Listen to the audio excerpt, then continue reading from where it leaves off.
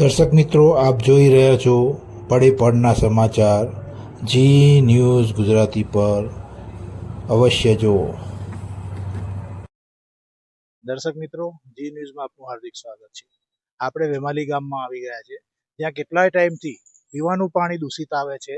વારંવાર ફરિયાદ કરવા છતાં પણ તંત્ર સાંભળતું નથી. આપણે અહીંના એક રહીશને મળીને વાત કરીશું કેટલા ટાઈમથી પાણી દૂષિત આવે છે.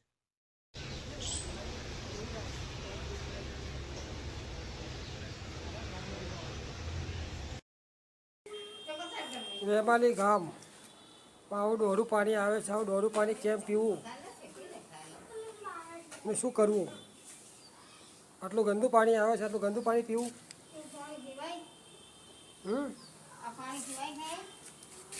આટલું ગંદુ પાણી પીવાનું એવું?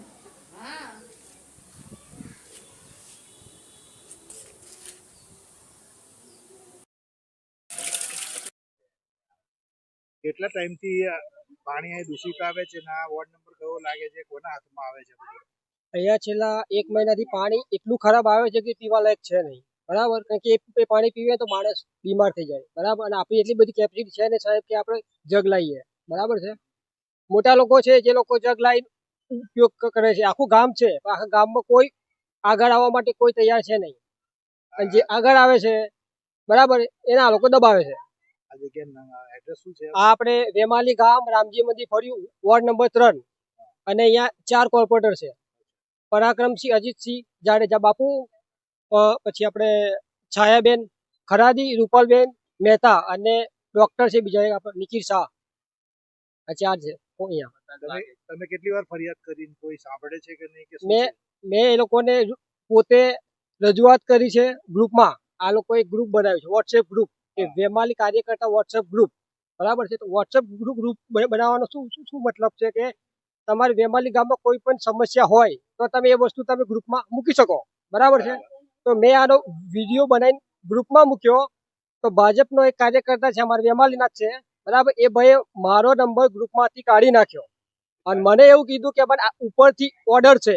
બરાબર? તો ઉપરથી ઓર્ડર છે તો કોર્પોરેટર જે છે એ મને ગ્રુપમાંથી કાઢે કે ભાઈ ભાજપના જે મહામંત્રી છે વેમાલીના, બરાબર, વોર્ડ મંત્રી છે, એ લોકો કાઢે, પછી ત્રાહિત વ્યક્તિ મને ગ્રુપમાંથી કાઢી શકે.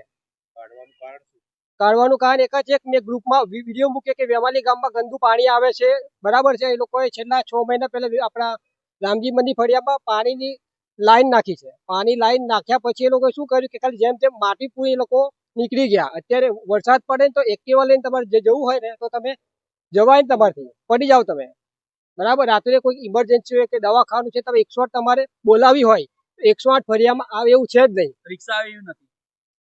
વેરો ભરો છો? અહીંયા વેરો આવે છે? અમારો વેરો આવે છે, ટાઈમ અમે વેરો ભરીએ છીએ. આપણે બીજા ભાઈને મળીશું.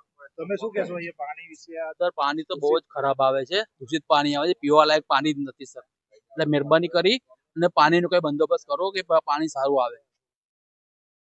કે લાઈન નાખેલી છે પાણીની, તો કોન્ટ્રાક્ટરને કીધું કે તમે લોકો 2-2.5 લાખ રૂપિયા અમને આલો, અમે પાછળ પાણીની લાઈન નહીં નાખી. તો અમારી પાણીની લાઈન મંજૂર થયેલી છે અને આ લોકો પાછળ પાણીની લાઈન નાખવાનું ના પાડે છે. હા, કોન્ટ્રાક્ટર એમ કે છે હા અમારી પાસે પૈસા માંગે, તમે 2-2.5 લાખ રૂપિયા આલો અને અમારી ગ્રાન્ટ મંજૂર થયેલી છે, તો આ લોકો અમને પાછળ લાઈન કેમ ના નાખ્યા? ગટર લાઈન